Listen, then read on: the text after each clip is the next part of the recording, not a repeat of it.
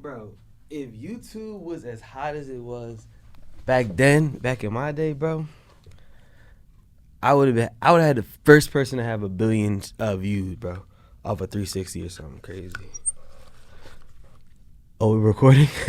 Welcome to the Outlet Pass.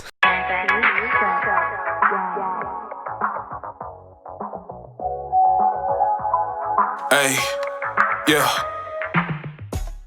What's up, everybody? Thank you for tuning in to episode 2 of the Outlet Pass, where we talk about basketball and only basketball. Man, yesterday was an interesting time to be a basketball fan. Like, yesterday was great. It was great because it opened a lot of eyes. It was great because it was great basketball. It was drama filled. You had some great performances, all that. So, like, let's just jump right into it, right? So you had the first game. You had Boston and you had the Heat, which was game 1 of the Eastern Conference Finals. So going into it, I already had my predictions, right? I already feel like I've always said Miami is the sleeper team in the playoffs. Not up for debate. I got the receipts. We can check them, Jones, if you don't believe me.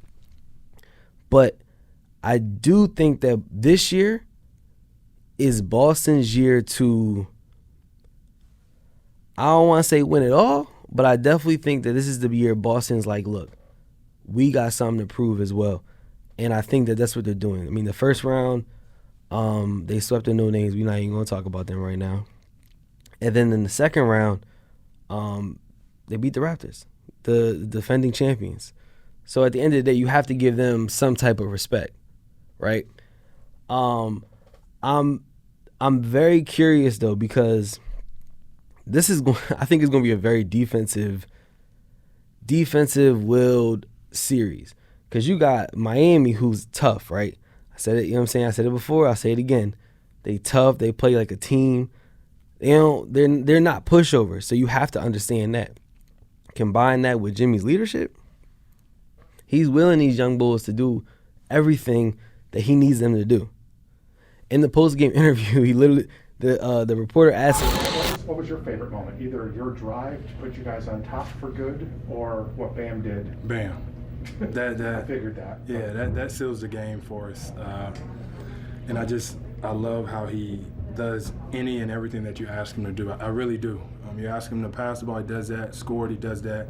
Come up with a huge defensive stop block, he does that. So you see what I'm saying? Like, Jimmy Butler is willing these guys, and he's proving to these guys that you can do it. He's telling them what to do. He's giving them the blueprint, and they're just doing it. So all these young guys expect big things. Like Duncan Robinson, he's a shooter. Tyler Hero's a baller. Bam, he's a baller. Kendrick Nunn, I mean, he's taking time to get to where he needs to be. But once he gets to where he be, like yesterday, he got some time. He was playing, so it was you saw a little bit of what he can provide for you. So I think that this series is going to be very interesting. I still do have Boston taking it because Jason Tatum is a leader too. He's a young bull that is scrappy, that understands how to play ball. You feel me? He understands how to lead his team. He understands that what he has to do. When they need him to score and get a bucket, that's what he does. Now, yesterday, his team needed a bucket, and Bam gave him the Dikembe. No. Yo, that John, because you got to think about it, right? Bam was going up. You feel me? Bam went up with Jason. Jason's cocked back like this. He's got all the strength and force, right? You watch the replay. I'm going to show the replay, right? You know what I'm saying? Bam's wrist went like back all the way damn near. And he still got that block. Bull wrist is strong. But yeah, so like, it's gonna be interesting. But I definitely think Boston. I think Jason Tatum. I think Kemba Walker will turn on a little bit, and Jaylen Brown. I just think that they're going to be too much, and I think that Miami is going to experience a little bit of the lack of experience, I should say. You feel me? Like they're going to get to a point where something is going to, like, Boston's experience, because their players are young, but they got endless playoff experience. They've always been a team that's out there. So that's something to really look out for. All right. Now, this is the thing that I've been wanting to talk about. Where my note cards at? Because, Jesus. All right, so Game 7, Nuggets versus Clippers. Nuggets versus Clippers, boy, oh boy. The Clippers were up 3-1, and I mean, they came into the season.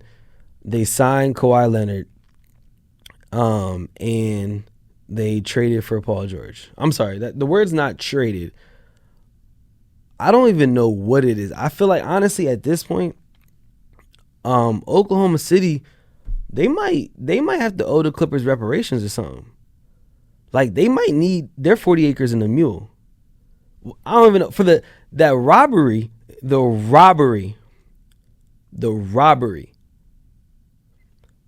that the Thunder got away with,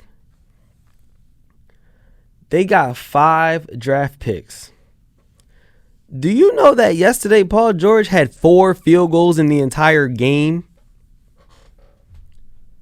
This man had 4 field goals in the entire game. He got traded for 5 first-round draft picks. How you get traded, not to mention, boy, and 2 players,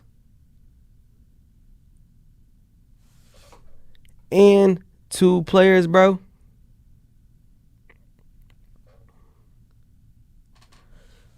Paul George is ridiculous, yo. Ridiculous. But at the same time, I also have to give a little flack. Not a little. I'm going to give him a lot of flack to Doc Rivers. Bro. Doc Rivers. This is the 3rd time that this done happened to you, bro. The 3rd time this happened to you. This series, when you were coaching the Clippers back in 2015, and when you were the coach at Orlando in 2003.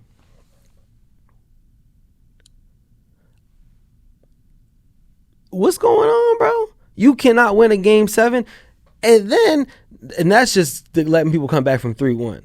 But your Game 7 record, I think, is 6-8 or whatever. You know, that's not terrible. But let me say this also. The reporter asked you before the game, like, what are you going to say to your team? How are you going to get your team riled up? He's like, I don't got to give no rah-rah speech. They just going to hear it.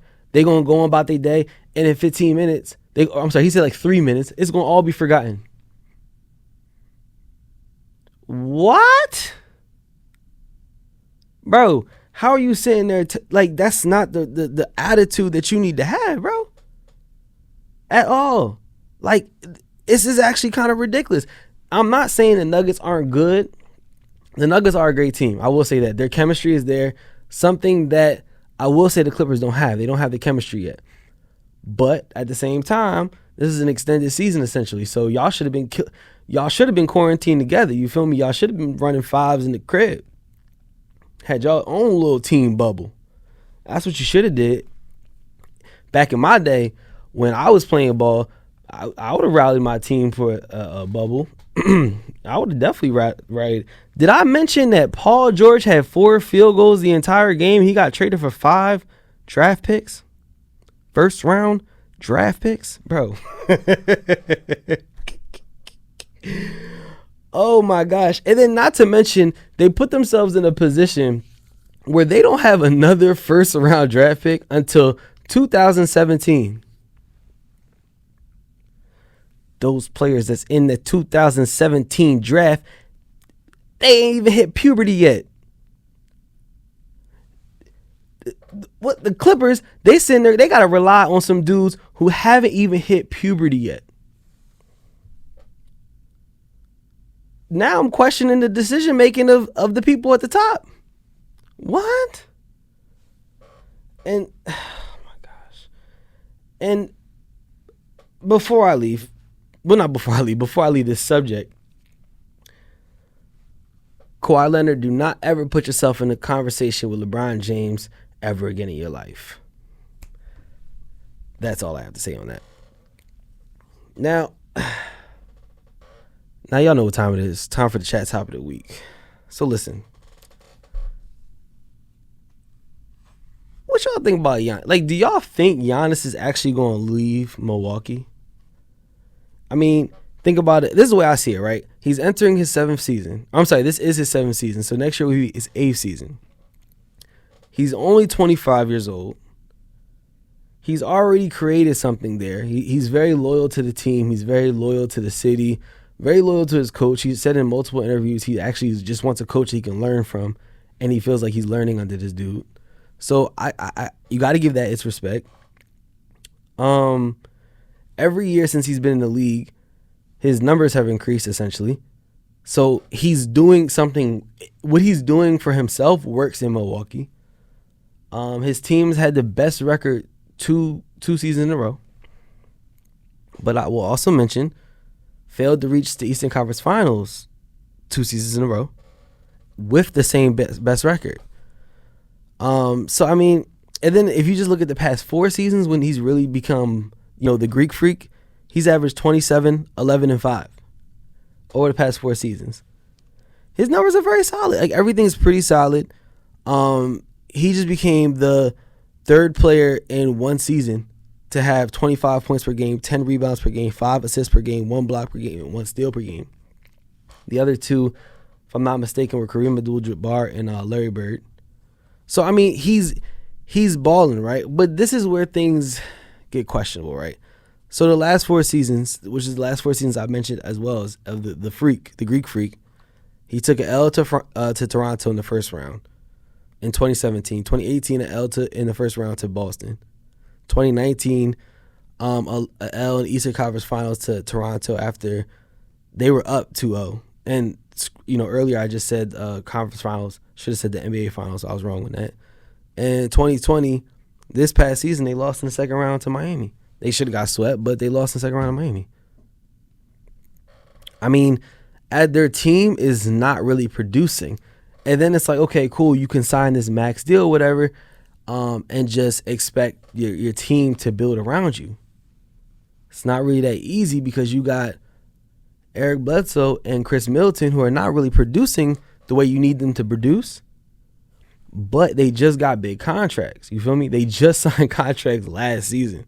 So with them just signing contracts last season, you got Chris Middleton. What did he sign? Chris Middleton signed I got my notes all flustered talking about the darn clip. Did I tell y'all Paul George had 4 field goals the entire game? 4 field goals. He got traded for 5 first-round draft picks. Baffling. So Middleton got offered, he took a 5-year, $178 million contract last year. The issue with that is that, like, he's not the Robin that people thought he would be to Giannis's Batman. He's just not. He's not this. He's not that. But the issue is that they're not really going to be. He doesn't have a lot of trade value, in my personal opinion. I mean, a stupid team like that team that plays in Philly, again, we're not going to mention them, but they might do it because, I mean, they gave Al Horford a 2-year, $17 billion contract. You know what I'm saying? So who knows? They might take on that Chris Middleton deal. Might as well trade him for Ben and Joel, right? Who knows? What's Elton Brand going to do? But I'm getting off the topic. And then Eric Bledsoe just signed, I think, 4 years, $70 million? So they're not really going nowhere. But then that makes me question decision making. So if I was Giannis, like, you're put in a position where it's like, what do you possibly do? You can go to other contenders. I don't really want to talk about the other contenders because I don't, I ain't plugged in the streets like the way some of these sources are. I'm going to go to dinner with Woj one day. So me and him going to rap. He going to get me plugged in. But as of right now, I just know what I know. So I think that Giannis, in my personal opinion, if I was Giannis, I would sign like a 2-year, 3-year deal. 2-year, 3-year deal. And let them know, like, look, you got 2-3 years to figure it out, or I'm out. And once I'm out, like, you know what I'm saying? Like, I'm going type joint. Because at that point, that gives the team an opportunity to trade Chris Middleton, trade Eric Bledsoe, or whatever they need to do, but get him some superstars around him that can play ball, that can get them to a championship. So I think that's really a interesting thing saga that's going to play out. I know that Milwaukee is all in, obviously, on Giannis. They don't want to lose him, but I mean, his contract is up after next season, so it's like they got to figure out something now. They want to sign him now. Don't wait, because if you wait, you're going to lose him for nothing. You feel me? You're not going to get nothing back. So at least try to get something back just in case he is a lost cause. All right, I want to do something else too. It's called Give That Man His Flowers, but we just going to focus on a player. It could be a present-day player, a past player, maybe even a future NBA player. But it's just give that man his flowers while he can smell them. So the first player, I mean, it's not up for debate. From, the 757, which is where Hampton University is, by the way. Shout out to HU. Georgetown University, point guard. Philadelphia 76ers, the number 1 pick. Rookie of the Year, MVP. Allen Iverson, yo. Like, people got to understand one thing about Allen Iverson. I will never, ever, ever, ever, ever slander the name Allen Iverson. That man is the greatest pound-for-pound player to ever play the game. Not up for debate. Let's talk about it. 11-time All-Star. 4-time leader in the points per game in the season. There's only 5 players that have done that. Keep in mind, he averaged 27 points over his career. He didn't average. This is something that you have to understand. He didn't average less than 20 points per game until his 13th season. He was taken up against anybody. He had the bull from the Wizards doing the I don't even know what he was doing. The bull from the Wizards said, do. He was, you know what I'm saying? He was doing the John. Like, Allen Iverson was amazing. I think people do respect him. I do think that. First ballot Hall of Famer, great. But people need to put him, he's in the top 10 of all time playing, ever. Pound for pound. But you got to add the pound for pound. That's my guy, but you got to add the pound for pound. So at the end of the day, I need everybody to give him his flowers. That's simple. Keep in mind, he did all this while he was only like 5'4". Speaking of 5 and 4, did I tell you that Paul George was traded for 5 first-round draft picks and he scored 4 field goals yesterday in the whole game? In a Game 7? But yeah, man, that's all I got to say. Thanks for tuning in. Thanks for the conversations. Before we check out, I got to give a few shout-outs. Got to give a shout-out to Paul Gasol. Paul Gasol has been a great uncle, brother to Vanessa Bryant, uncle to their kids, Kobe's kids and Vanessa Bryant's kids. He just had a child, and the middle name is Gianna, obviously in memory of Gianna Bryant. Like, great dude. Gotta give a shout out to Nick Nurse for winning Coach of the Year. I think people sleep on how valuable a really good coach is. That team in Philadelphia, they don't have a coach, and this is what we see what that kind of gave us. Last shout out I want to do is Aaron Gordon. Today's his birthday, September 16th. He's turning 25, so I wanted to give him a shout out because he's turning 25. Giannis is only 25, and just thought about, hey, here I am, 26, talking about a bunch of 25-year-olds and younger. Funny how life turns out. But thanks for tuning in to the Outlet Pass.